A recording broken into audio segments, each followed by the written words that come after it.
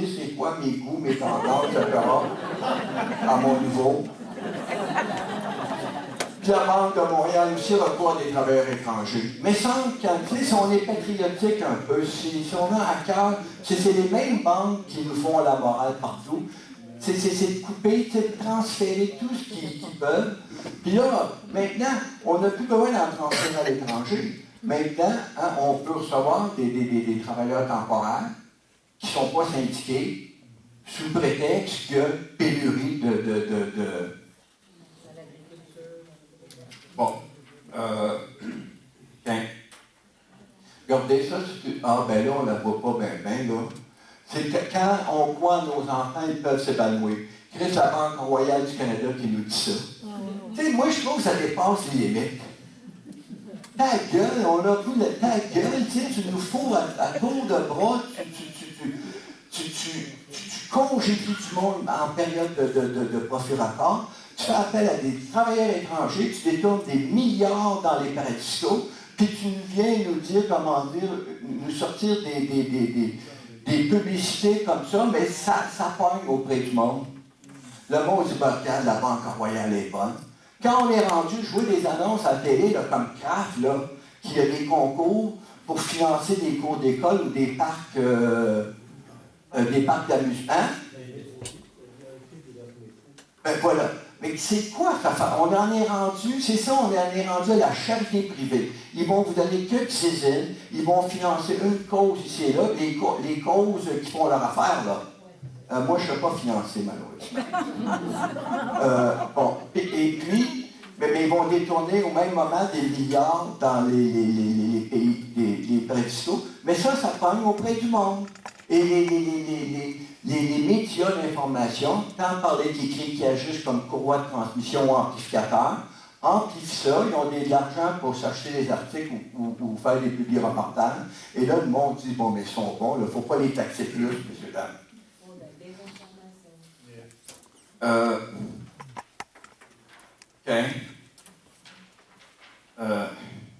Ah oui, bon. Là, hein, il faut arrêter d'écœurer les entrepreneurs. Écœurer plutôt les syndicats, les écologistes, le gouvernement du Québec est après Greenpeace, mais il ne faut pas écœurer les entrepreneurs. Ça, c'est toujours la même joke, hein? Quand on veut taxer les entreprises, les riches, on dit, bon, bien, on est à la chasse aux riches, messieurs, dames. OK. Ça pogne encore, messieurs, dames. Ne faudrait-il pas créer de la richesse avant de la distribuer? Créer de la richesse ne sort pas rien par les oreilles, par tous les orifices du corps humain. Mais messieurs, dames, là-dessus, je vous demande pourquoi on ne fait pas comme d'autres. Juste prendre les États-Unis comme exemple. Pourquoi on n'augmente pas les impôts des plus riches et les impôts des entreprises? C'est là que l'argent est là. Pourquoi on ne le fait pas?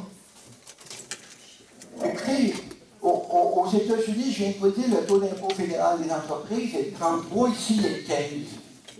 Et aux États-Unis, il n'est pas me dire, ouais, ils n'ont pas beaucoup d'États étatiques. Aux États-Unis, il y a des villes qui ont des impôts sur le revenu, comme la ville de New York, des comtés et des États. Et le taux fédéral le plus élevé, Bush le ramenait à 40% des plus riches. Ici, au fédéral, le taux d'impôt le plus élevé est à 25-26%. Crème, on pourrait prendre juste comme modèle les États-Unis. Je ne vous dis pas là, les pays scandinaves ou la France ou la Belgique, mais prendre les États-Unis comme exemple. Aux États-Unis, ils ont plus de paliers d'imposition que nous autres. Aux États-Unis, ils ont des impôts successoraux. Est-ce qu'on en a ici des impôts successoraux? C'est une façon, ça, de réduire les inégalités économiques. Ici, on a aboli les impôts successoraux en 1992. Plus d'impôts successoraux. Alors qu'aux États-Unis, ceux qui décèdent doivent en payer hein? C'est après quelques millions de dollars qui payent l'impôt.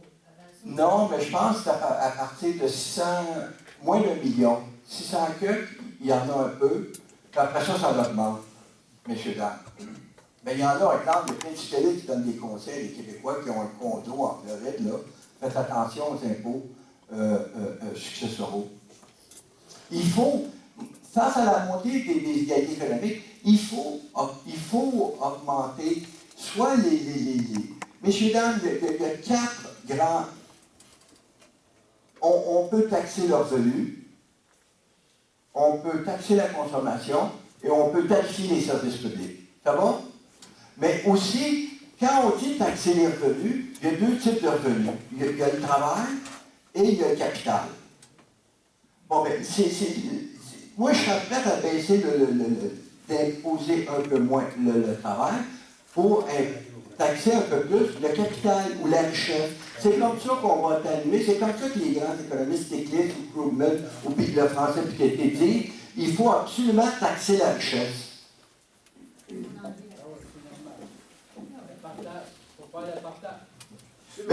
Hein? Le partage. Il est déjà malheureusement midi moins 20. Bon, ben, je vais passer à l'environnement. Bon, ben, avant, je vais vous poser une question. Vous avez, on a chacun 100 actions de Québécois. D'accord? Qu'on paye 10 chacun. Non, mais disons que vous avez 100 actions de Québécois à 10 piastres. Vous en avez 100 à 10 piastres. Pendant l'année, l'action augmente à 20 piastres. Bon, à la fin de l'année, votre portefeuille vaut 2000 chacun. Mais vous, si à la fin de l'année, vous vendez, je ne sais pas, la moitié des actions de Québécois, est-ce que vous êtes plus riche? Si vous vendez 50 actions, est-ce que vous êtes plus riche? Vous vendez, oui, vous êtes enrichi de 50 actions fois 10 hein? Ils ont augmenté 10 $. Mais vous, si vous les gardez, si moi je les garde, les actions, je ne les vends pas, est-ce que je me suis enrichi? Ben voilà, vous voyez, c'est ça. Messieurs, dames, les gens disent non. Écoutez, vous, si vous avez 100 actions de Québécois, à la fin de l'année, ils valent 20 $, vous les vendez les 100, vous allez avoir 20 000 en encaisse. Vous êtes enrichi de 10 000. Moi, si je les garde, je ne me suis pas enrichi.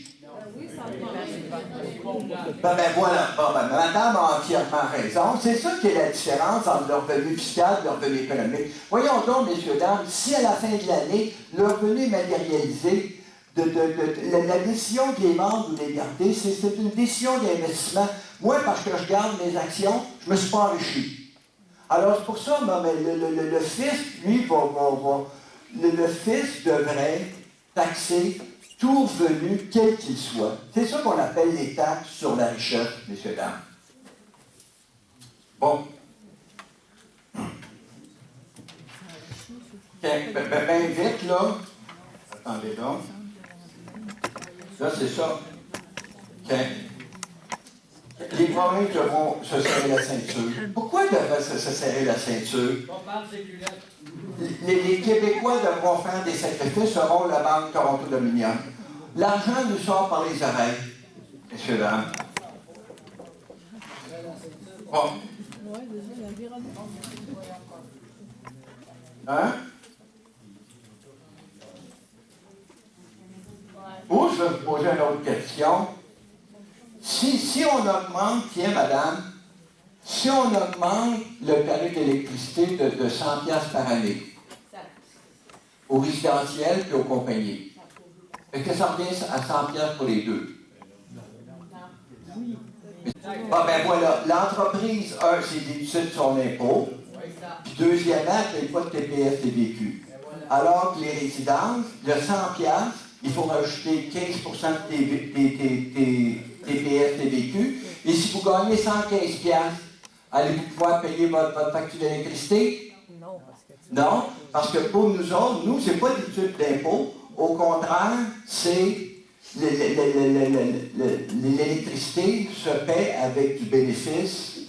Se paie, c'est-à-dire, il faut payer nos impôts avant de payer nos factures d'électricité. Alors, quand on augmente votre facture d'électricité de 100 $, ça veut dire que c'est une augmentation réelle de 200 $, si on tient compte de la TVQ, TPS et de l'impôt. Alors que la compagnie, elle, bon, si vous augmentez ses tarifs d'électricité de 100 $, ça va revenir peut-être à 70 $. Oui? Oui. Ben, le lien avec l'environnement, ben voilà, c'est ça. Là, quand on coupe partout, on coupe dans quoi? On coupe dans l'environnement. Voilà. Tous les ministères de la faune, le lien est là, monsieur, vous ne le voyez pas? Hein, on nous dit qu'on est pauvre, on n'a pas d'argent. Moi, je pense qu'avec le peu que j'ai lu, l'argent nous sort par les oreilles. Alors, premièrement, il faut arrêter de couper dans l'environnement. Exemple, on nous parle de tarification des services publics. Là, exemple, juste décontaminer les mines abandonnées, ça va nous coûter combien en fonds publics? 5 millions. Hein? 5 millions. Ben, peut-être pas 5 millions, il faut pas. Il y a une carte là-dessus, une carte de fait qui est sortie là-dessus dans le journal des affaires. Dans le journal d'actualité, le journal des affaires. J'ai la carte des centres comptabilisés, ça coûterait 3,7 milliards à l'époque. Bon. Mais si on est pour la tarification des services publics, alors il est là le lien avec l'environnement. Là, il est bien évident qu'étant donné qu'on est en période d'austérité, hein, on coupe partout. Alors, il faut couper les services publics et il faut accepter tous les projets, quels qu'ils soient. Sous prétexte qu'on n'a pas l'argent et il faut créer de l'emploi, messieurs, dames. Mais ça, est-ce qu'on va s'enrichir vraiment? Bon, je vais aller bien vite avec... prenons juste un cas des minières. Ça, c'est le dernier gouvernement, hein? Nous avait dit, bon, mais ça, c'est Nicolas Marceau, Québec a épuisé ses réserves de patience, le gouvernement ne se reste pas bousculé par les minières. On voulait augmenter un tant soit peu leur redevance sur les minières. Ça va? Oui. Bon, là, le gouvernement, tu sais, parce qu'on est un des pays où le taux de redevance est le moins élevé, ça revient à peu près à 1,5% de la valeur brute du minerai extrait. C'est pas beaucoup, là. Oui, c'est pas là, c'est des pinettes. Alors là, c'est drôle, ils voulaient l'augmenter un peu, mais à la fin, qu'est-ce qui est arrivé avec le dernier Parti québécois?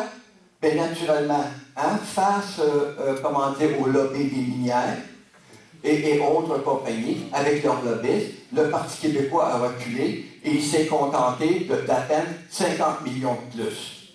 Messieurs, dames. Bon. Au même moment, je vais vous donner un exemple. Les actionnaires, on a une mine d'or à Malartic. Hein, le tiers même des gens de Malartic veulent quitter Malartic. Il y a la qualité de vie aussi. On ne peut pas accepter n'importe quoi, qu'il reste des puits, puis des forages, des éoliennes partout, sous prétexte qu'on a besoin d'argent. Mais peut-être qu'on n'en a pas besoin. Alors, la compagnie, vous connaissez la compagnie Osisko? Une mine d'or à Malartic, qui a été vendue combien il y a 2 ans? Il a été vendue pour près de 4 milliards à une compagnie ontarienne. D'accord? Donc, là, vous allez me dire que non, les compagnies minières, crèvent ou il ne faut pas augmenter les redevances. Si moi, dans ma petite tête, me dis ça a été vendu 4 milliards, ça veut dire qu'elle faisait de l'argent? Bon. Pas rien que ça, messieurs, dames.